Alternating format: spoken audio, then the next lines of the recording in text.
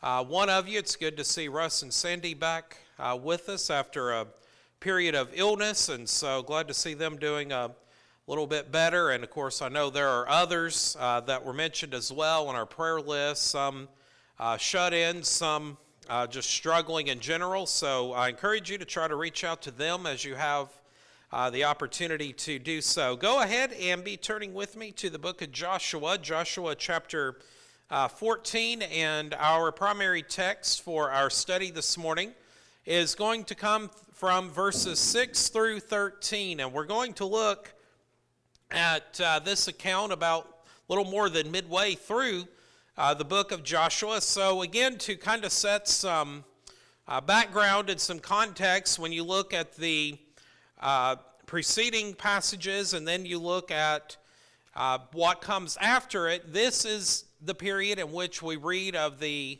land divisions and the allocations of the land among the tribes of Israel, the descendants of Abraham, Isaac, and Jacob. But this particular account is primarily focused on one known as Caleb, and we are introduced to him a little bit earlier. When we go back to the book of Numbers, he was among the 12 chosen and appointed by Moses to go and to spy out the land, and we'll refer back to that, some of those passages here in a few moments.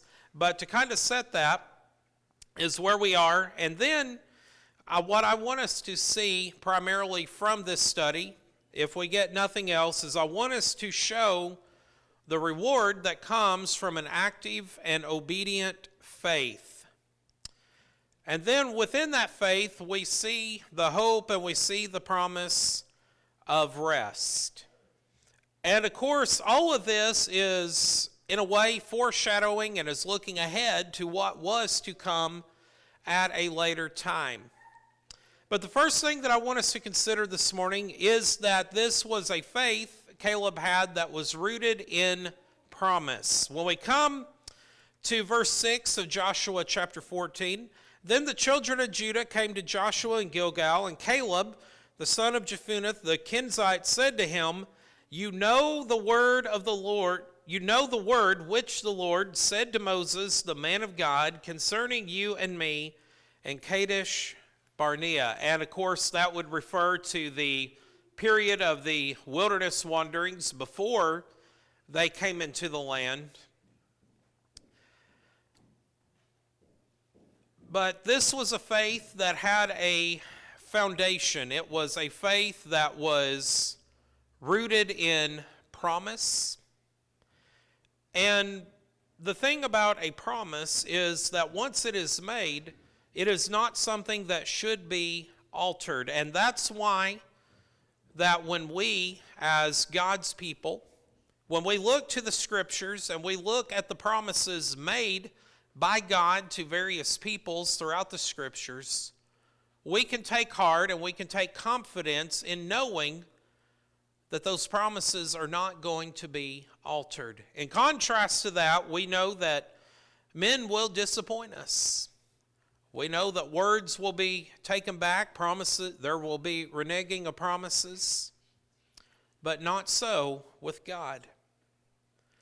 But this was a promise that was made by spoken word. It was a promise that was made to Caleb in a passage that I will refer us to briefly if we go back to the book of Deuteronomy, chapter 1 and verse 36. When we come to Deuteronomy, this is Moses both recalling Israel's history up to this point, and he is preparing that second generation that would cross over into the land. And when we come to verses 35 and 36, we find these words, Surely not one of these men of this evil generation shall see that good land of which I swore to give to your fathers, except Caleb, the son of Jephunneh, he shall see it, and to him and his children I am giving the land on which he walked, because he wholly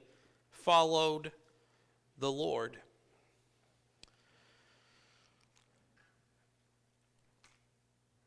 Caleb was a man who possessed an active faith. It was a faith that was demonstrated. And it was a faith that was demonstrated by and through his actions. And in it, he was anticipating and he was looking to the reward that was to come. And so when we come to verse 7 of Joshua 14, the narrative continues and we find what it is. We're soon going to find what it is that he is requesting. When we come to verse 7, he recalls, I was 40 years old when Moses, the servant of the Lord, sent me from Kadesh Barnea to spy out the land, and I brought back word to him as it was in my heart. Not only did Caleb possess a faith that was rooted in promise, but it was also a faith that was demonstrated by his devotion to the truth of God's word. A devotion to truth. Now, when we look at verse 7, when he recalls this, he says, I was 40 years old. We're going to see, as we get further into our text, that some 45 years had lapsed from the time of which he is speaking to the present. But we can see that he was a man who sought God early in his life. We don't know much about his family other than the name of his father being identified. But what we can know is that somewhere along the way, perhaps from the influence of his parents, and undoubtedly being under the tutelage of Moses and Joshua as well, he learned what it meant to have faith. He says, I brought back word to him as it was in my heart. He was one that was devoted to the mission. And it should, or it must be much the same way for us now. We, as people of God today, we should be devoted to the mission. In this context, this is speaking of preparing to go out into the land. For us, it is about living a life of faithful, dedicated service to God and bringing others to Him. And we should have that same devotion.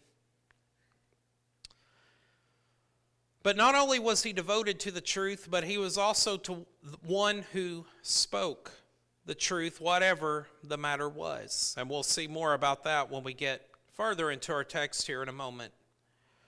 But we need to remember that the promises made by God and promises that are rooted in God's will, those things will come to pass.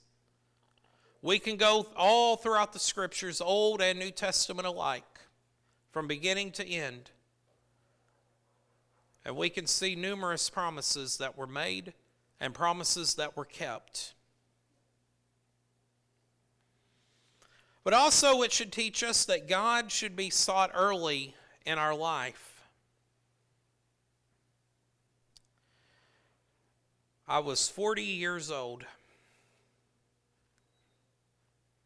And it was a faith that had probably been molded and developed probably even earlier than that. But here he is speaking of the actions which he undertook. But nonetheless, he had that faith. And we too, like Caleb, we should resolve to speak the truth of God's word regardless of circumstances or how it may be received or perceived by others. And that brings us to the second portion of our study here this morning. It's a faith that was in adversity. When we come to verse 8 of Joshua 14, nevertheless, my brethren who went up with me made the heart of the people melt, but I wholly followed the Lord my God. When he says that it made the heart of the people melt, of course, he's referring back to what we read in Numbers chapter 14. And we'll turn back to that here in just a moment, or chapter 13, and we'll turn to that in a moment. But this is, of course, referring to what the 10 others said. And they reported that it was a good land, and they reported all the great things about it. So what was the problem? The problem was that they did not believe that they would be able to conquer it. And that's what's referred to back in Deuteronomy 1 that we read a moment ago, when they're referred to as an evil generation, because they did not believe in the promises of God. But the people chose to listen to the words of the faithless rather than the truth of the faithful. And we'll see that when we go back to Numbers chapter 13. Numbers chapter 13 and verse 32. Here we find these words, and it's in this account. And they, that is the 10, gave the children of Israel a bad report of the land which they had spied out, saying, The land, though which we have gone as spies, is a land that devours its inhabitants, and all the people whom we saw in it are men of great stature. This would, of course, refer to the portions of the land being inhabited by the one that we would refer to now as giants, sometimes in the scriptures translated Anakim. But regardless, it did not matter the size of the foe. What mattered was the faith. But as you read on in those accounts in Numbers chapters 13 and 14, you will see a parallel to today. You will see oftentimes that it is the ones who speak the truth and who speak with confidence and boldness are the ones that are persecuted. When you go back and read those accounts in Numbers, so much so that two things happened. One, they wanted to stone Joshua and Caleb to death. And secondly, they wanted to appoint someone else to take them back into Egypt, into the land of bondage.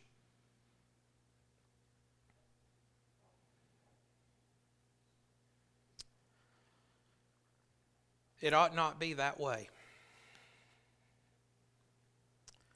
But nonetheless, the negativity and the faithlessness of those 10 were heeded by the people, and they let their fear take precedent over their faith. We, on the other hand, we as people of God, we should be those who let our faith take precedence over fear. And I understand that this may be something that's maybe a little bit easier said than done at times. I understand that. But ultimately, we need to realize and we need to recognize that God's purpose and God's vision is far greater than anything that we can conceive of here in the moment. We have a limited, finite way of looking at things, whereas God can see it all. And we need to remember, even when times are difficult, to place our trust in Him. But we also see from the second part of verse 8, we see Caleb, on the other hand, regardless of the people's reaction, he says, "But I wholly followed the Lord my God." We see him obeying God rather than men. This is a result of one who is seeking God. This is one who is following God. And when there is seeking and following, obedience follows. Are we people like Caleb today who wholly follow the Lord? Or do we pick and choose when we follow? And what I mean by that is there are many that will do so long as they are comfortable, so long as things are going the way that they think that they ought, and if we're not careful, we could fall into that category. But what about when things become difficult and when things become challenging? Do we follow and obey God? But this should also teach us that we need to be mindful of the power of influence. If we are not careful, we could be swayed by those who, like the 10 in these accounts, bringing forth the negative report. But yet we need to remember that majority does not determine what is right. We also need to remember that our faith must take precedence over our fear. However strong our fear may be, our faith must be stronger. And we, like Caleb, we need to be more concerned about pleasing God rather than pleasing men. Because the thing about it is, mere men, humankind,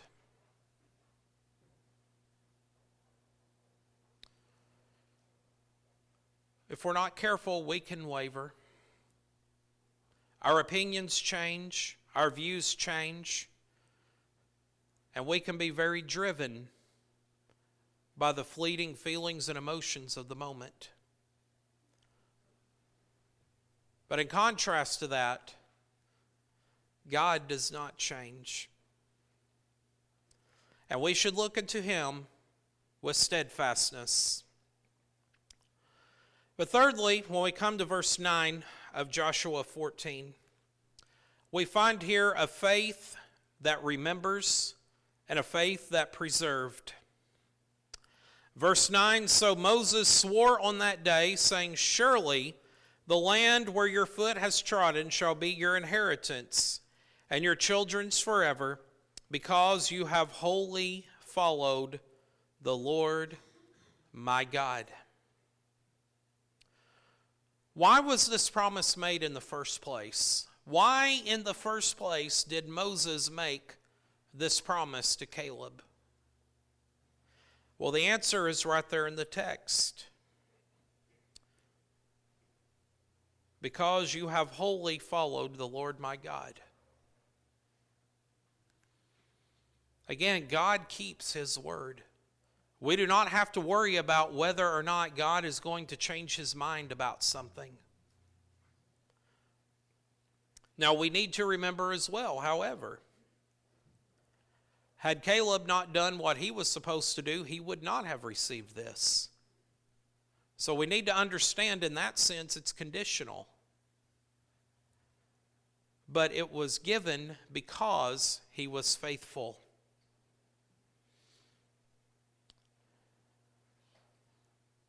So it was made because of his faithfulness. It was given to one who was faithful and worthy. And this was his inheritance and his portion. But not only do we see the faithfulness of Caleb in this passage, but we also see the faithfulness of God. When we come to 10 and 11 of Joshua 14, and now behold, the Lord has kept me alive, there's the preservation, as He said, these 45 years, ever since the Lord spoke this word to Moses while Israel wandered in the wilderness. And now, here I am this day, 85 years old.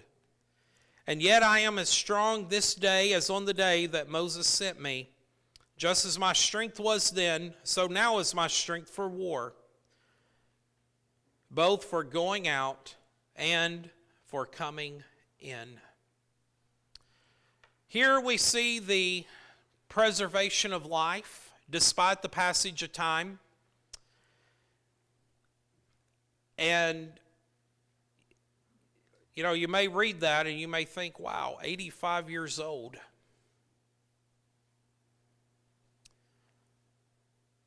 And we are blessed to have several among our number in that age range, and some even slightly above. aging must have been a little bit different then than it was now. How many of you would say today that you're as strong as you were when you were 40? Nobody? I see Don's hand going up, so all right. Very good. We've got at least one. But the point is, it's not even so much about that, but it should remind us that for those who seek and follow the Lord, that regardless of the passage of time, He keeps and He preserves the faithful. And He still had the strength to fight these battles. This is talking about in the context of the physical. But when we make application, regardless of how much time has lapsed, our faith should be what strengthens us, and it should enable us to fight whatever spiritual battles there may be still left to fight. And we can do it with the help of the Lord. And then lastly, we come to verses 12 and 13. And we find here that he had a bold faith. All of this to say this: now therefore, give me this mountain, of which the Lord spoke in that day. For you heard in that day how the Anakim were there, and that the cities were great and fortified. It may be that the Lord will be with me, and I shall drive them out, as the Lord said. And Joshua blessed him and gave Hebron to Caleb the son of Jephunneh as an inheritance. Verse 12 is the summation of this. Now therefore give me this mountain. Now to some that may sound like a demand, but it's not. He was not going, as a faithful man of God, he was not going to request that which he had not yet earned. He's saying all of this to remind Joshua that he had done his part, and now it was time to go home. He requested the land because of the promise of Moses and because of the faithfulness on his part. But we also see from this as well that on the part of Caleb that there was an anticipation in all of this. This was for what he had been waiting these 45 years, waiting patiently, serving the Lord, working and fighting the battles and helping to bring them into the land and receiving his portion of the inheritance.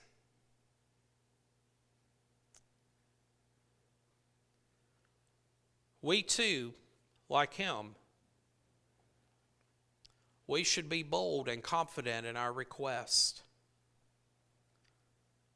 What does the penman of the book of Hebrews tell us in Hebrews chapter 4? Let us therefore come boldly unto the throne of grace, that we may receive help in time of need. But we too need to remember the promises, just as their promise was the land. Our promise is heaven, and that's why when you go to the book of Hebrews, for example, in chapters 2 and 3,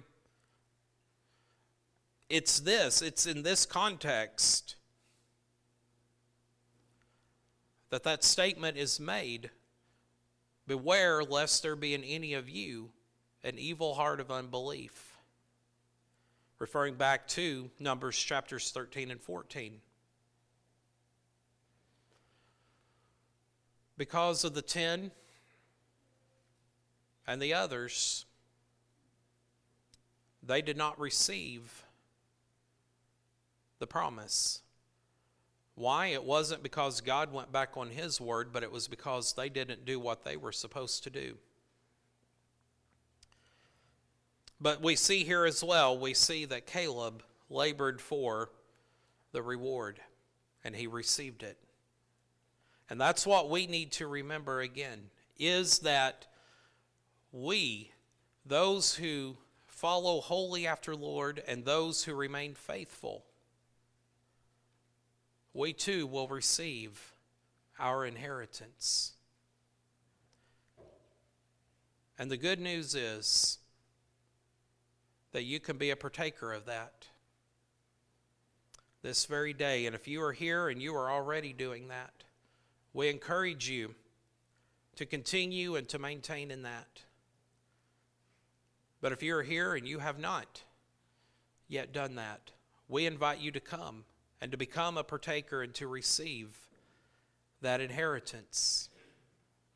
Believing that Jesus Christ is the Son of God, turning away from sins and repentance, a confession of your faith in him as the Son of God, and being immersed into his death for the remission of sins. Or if there's anything else that we can help you with here this day, anything of a spiritual nature, we would invite you to come. Let us help you with that while we come together and while we sing.